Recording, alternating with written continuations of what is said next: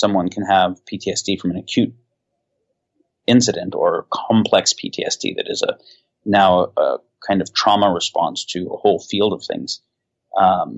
This was first pointed out to me by a friend, Michael Vassar, who was actually one of the people who really pioneered the existential risk world a lot. In his assessment, almost everyone walking around has complex PTSD. And from things like school, that the education system was actually traumatizing enough for almost everyone. And the social dynamics of kids with other kids and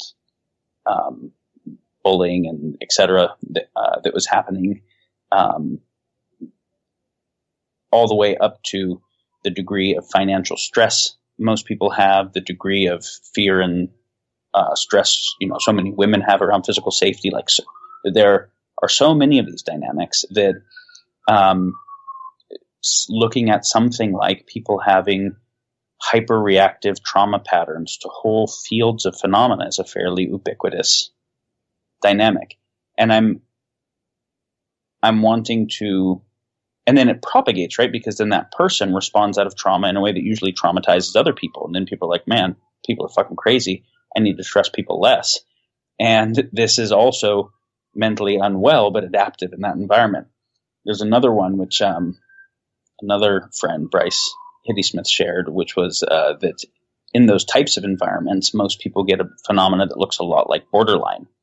And what that specifically, the phenomena he laid it out that I have seen since, it makes a lot of sense, is that if you have an environment where you don't know if the other agents in the environment are being honest with you or not, and so you don't know if they're really your allies or enemies, if when they're telling you something positive, if it is true and you can trust it, or if it is not true and you need to mistrust it, right? If basically the information integrity is broken down, then you don't know how to deal with that, and you don't want to just throw everybody out because you don't know, but you also can't just accept them, so you end up running both simulations in parallel, that they're a friend and that they're a foe.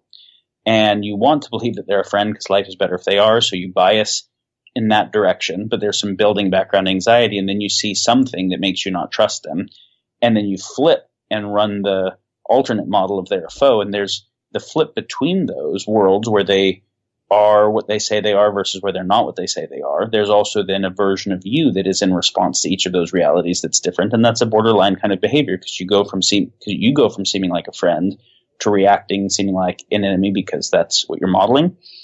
And so this is interesting because that would be adaptive in that environment. And I have seen people where when they're in an environment where they don't trust the people around them, they act a lot like a borderline dynamic, where then when they're in an environment where they actually trust what the people are saying, that behavior drops.